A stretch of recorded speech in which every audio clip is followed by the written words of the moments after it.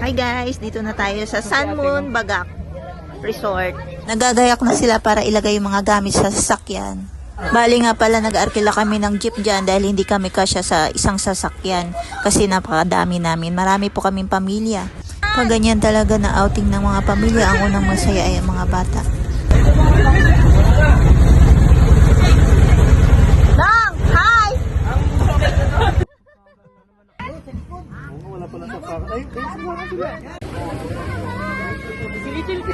Wow, ganda dito.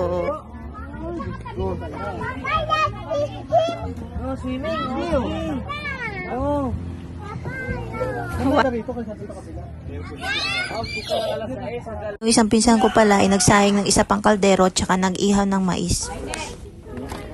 Kinagabihan nga naman pala ay kumain muna kami bago maghimay ng bibi yung pinsan ko. Kain tayo!